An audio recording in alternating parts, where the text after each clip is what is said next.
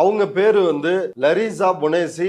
அவங்க வந்து பிரேசில் நாட்டை சார்ந்தவங்க. அவங்க தன்னோட 13வது வயதில் சீனாவிற்கு இடம்பெயர்ந்தாங்க. அங்க மாடலிங் வந்து தொடங்கினாங்க. அதற்கு பிறகு 2011 மும்பைக்கு வந்து இந்தி திரைப்படங்கள்லயும் அதே போல தெலுங்கு திரைப்படத்திலையும் வந்து அவங்க நடிச்சிட்டு வர்றாங்க.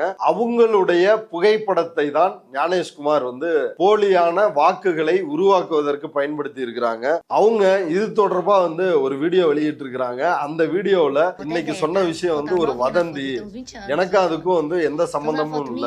நான் 18 வயசுல என்னோட சின்ன வயசுல எடுத்த போட்டோ அது அப்படின்னு சொல்லி அவங்க சொல்லிருக்கிறாங்க.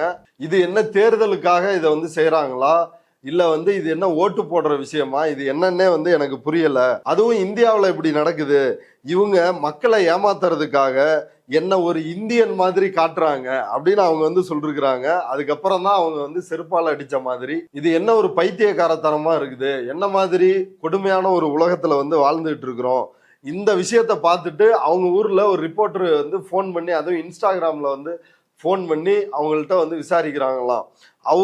ஒரு பேட்டியும் வந்து அந்த ரிப்போர்ட்டர் இந்த லரிசா கிட்ட கேட்டிருக்கிறாங்க. அவங்க வந்து பேட்டி கொடுக்க மறுத்து விட்டார். அது மட்டும் இல்லாமல் என்னோட போன் நம்பரை யாருக்கும் ஷேர் பண்ணாதீங்க அப்படின்னு சொல்லிருக்கிறாங்க.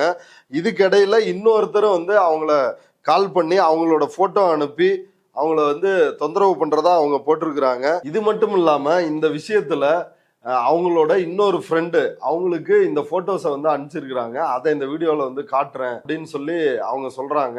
அட கொடுமையே அப்படின்னு சொல்லி அந்த வீடியோவில் பேசி முடிக்கிறாங்க. ஞானேஷ்குமாரை நார் நாராக கிழித்து கழுவி ஊற்றி இருக்கிறார் லரிசா புனேசே.